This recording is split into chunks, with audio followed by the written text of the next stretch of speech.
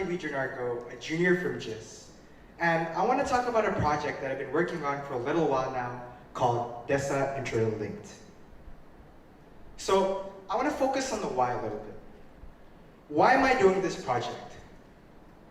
What is making me devote a significant amount of my time and energy into this? And most importantly, why should I and all of you care about what I'm doing?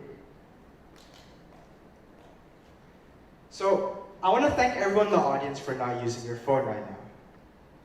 But imagine not using it for an entire day. I know, smooth transition. It seems kind of tough, doesn't it? Let me add on to the situation.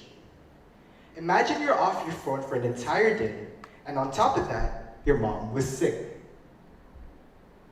Let me add even more onto this. Imagine the time frame is now 1 month, and your mom's illness has worsened to the point where she needs to go to a hospital far away from where you live. And on top of all of that, you experience a natural disaster in the area that you reside in. This seems kind of tragic and unfortunate. However, even if you all experience all these events, you are still considered lucky.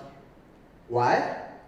Because more than 3 billion people worldwide don't even have an opportunity to experience this type of connectivity for a slight moment.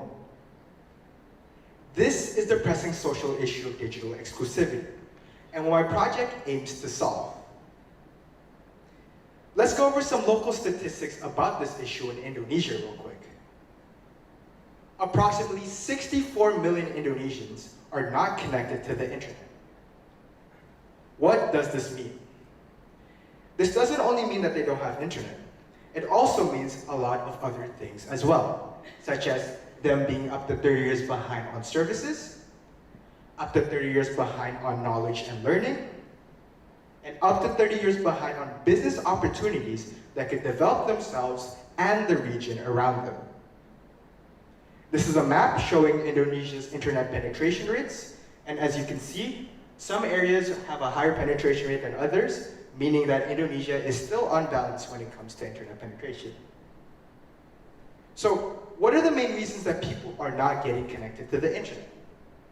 Well, according to the National Association of Internet Service Providers, there are 3 reasons to this.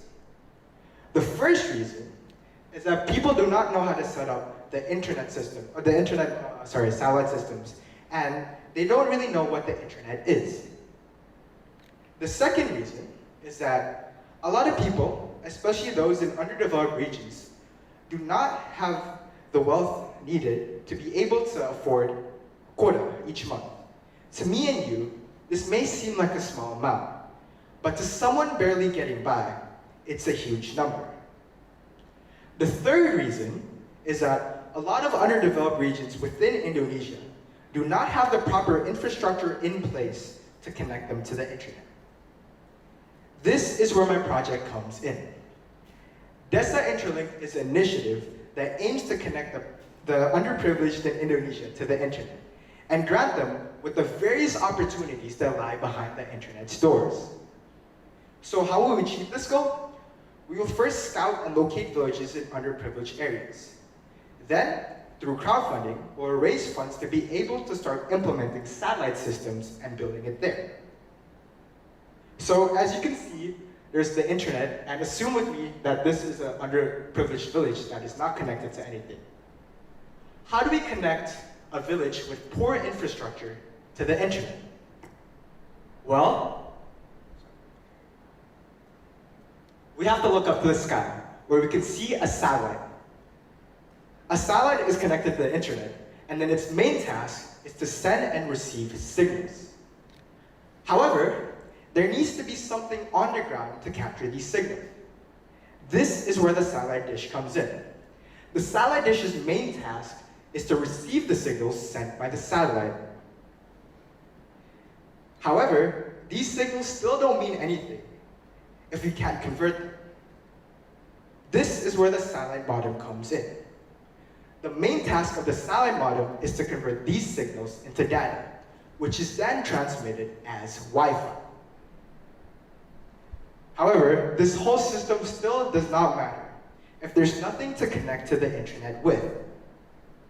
That's why a smartphone is essential, because if you can't connect to the internet, what's the whole point of having the system? So this is a closer look at all the equipment used. So this is the PSN satellite itself. It's already connected to the internet. It's situated above the region, and its main job is to send and receive signals. This is the satellite dish. Its main task is to receive signals sent from the satellite, and it's connected by wire to the satellite modem, whose main task is to convert these signals into data, which is then transmitted as Wi-Fi. So here is a closer look at the setup. As you can see, this is the satellite dishes. They're pointed and calibrated to the satellite. And I don't think if you can see it that well, but there's like wires connected. This is connected to the satellite modem, which transmits the Wi-Fi. Some of you may be asking though, is this system economically sustainable in the long run?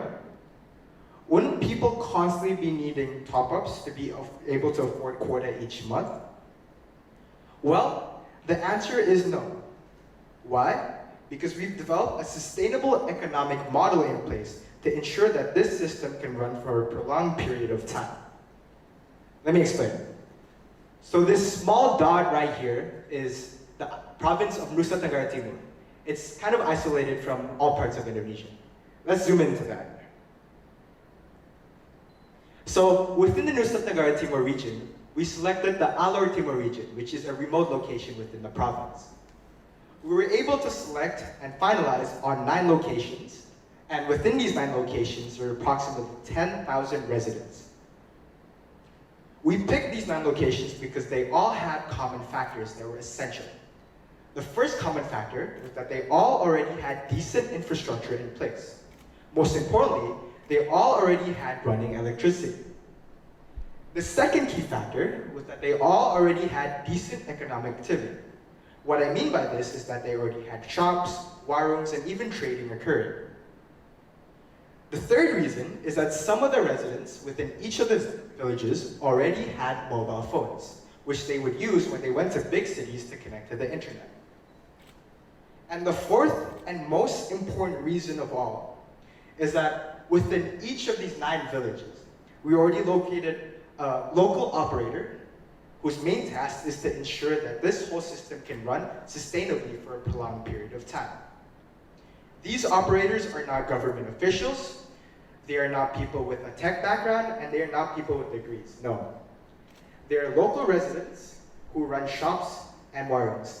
Let me explain the next slide why we chose that.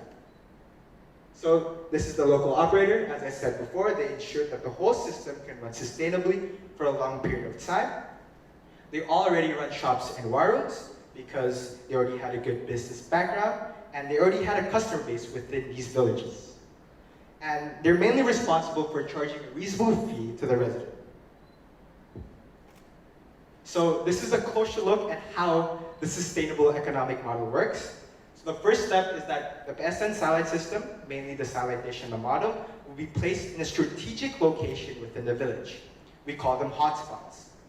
Most of the time, these locations will either be at the warungs or shops that I mentioned prior, because a lot of people already visit them. Then, the operator's other task is to promote this service and advertise it to other village members.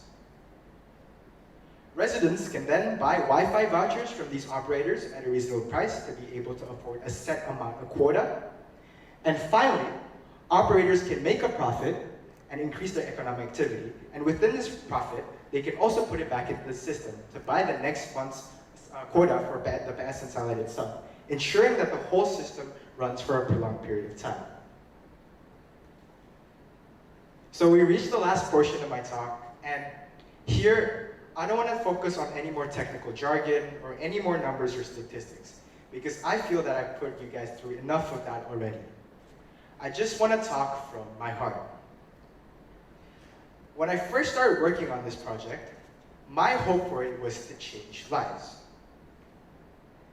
My motivation and drive to expand this to as many villages as I can all stems from my desire to help those who never really got a chance. Indonesia is a country ripe with potential, but only very few people get the shot to prove themselves. I hope this will give them that opportunity. Thank you very much.